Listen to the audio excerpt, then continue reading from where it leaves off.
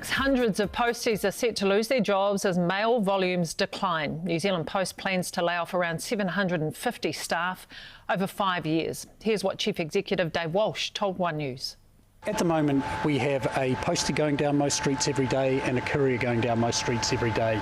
And what we're working towards in the strategy is, over time, having just one delivery person on the street. That would impact our teams progressively as we make those changes in different parts of the business, but we think between 700 and 750 people over that time.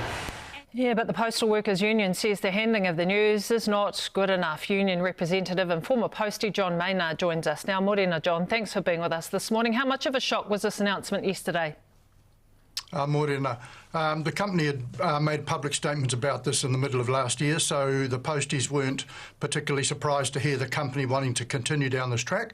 However, the posties throughout the country over the last 2 months have unanimously endorsed a counter-proposal by the Postal Workers Union to keep a fleet of electric cargo bikes working, delivering mail, small packets and parcels, and the vans delivering the larger parcels. The company's going to reply to us in writing this week as to why they don't agree with that proposal.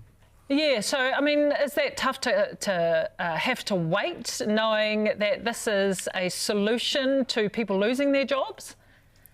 Well, the posties have been for several years of the view that New Zealand Post has been deliberately running down its mail system. That's a widespread feeling amongst the posties about New Zealand Post's failure to commit to maintaining a mail system. So they weren't entirely surprised this is the track the company's going down. But as well as unanimously endorsing the union's proposal, the union is particularly concerned about the model that the company wants to use, and that's to build up its third-class workforce of people who do not have annual leave and have got it written in their contract. So this is a group of contract couriers that New Zealand Post is very happy with this arrangement, and we certainly aren't. We've raised the matter with the Minister of State and Enterprises, and we'll be pursuing this in the court in July. John, you said that the New Zealand Post had been deliberately running down the mail system. What do you mean by that? Well, the posties feel that New Zealand Post hasn't really had a commitment to maintaining the integrity of their postal system, and that what we have seen is that New Zealand Post will make big public statements like they did yesterday, which would tend to undermine people's confidence in the future of mail. They did it with when they went down to delivering mail 3 times a week.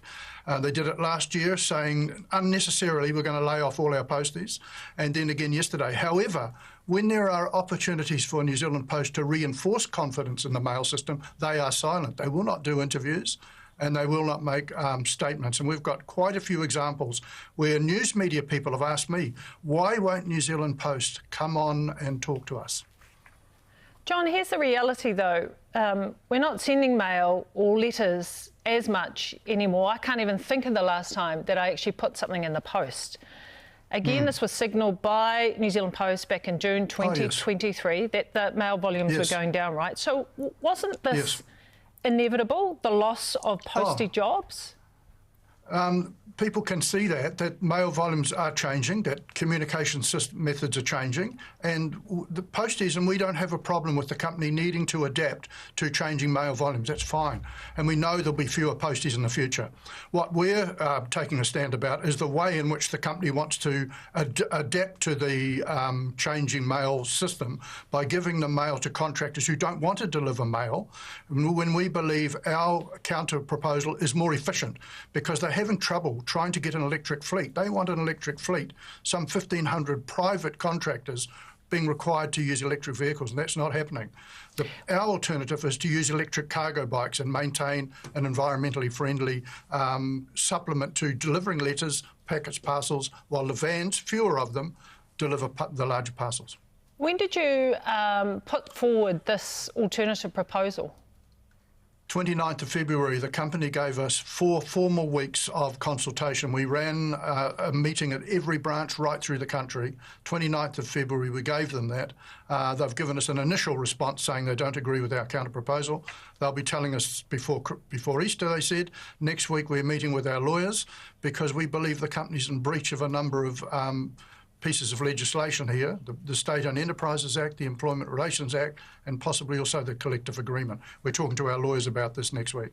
how much or how hopeful are you that there will be a positive resolution here? Well, we're pushing the envelope, I can tell you. We think that the company's position is pretty shaky, especially when we think that they're in breach of some of these legal requirements. But certainly they're in a pretty shaky position with the way they use the contractors, and they're very happy to have people who have a contract which is no annual leave. The state-owned enterprises requires New Zealand Post to be a good employer, and that's to have fair, and I can't think of the words, but fair and just conditions of work. That's a requirement of the state-owned enterprise. It's the definition of a good employer. So New Zealand Post doesn't want to be a good employer.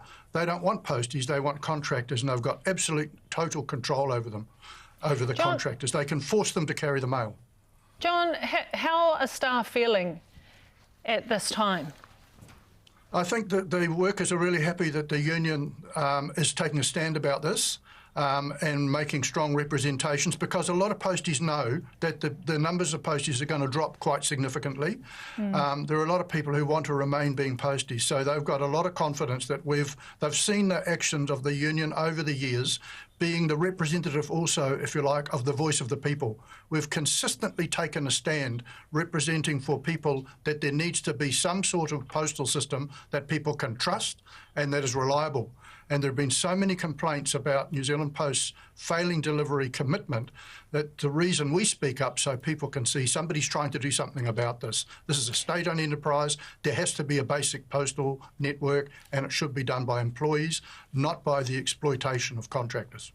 John, we so appreciate your voice this morning. John Maynard joining us this morning from the union. Tēnā koe, John. Kia ora.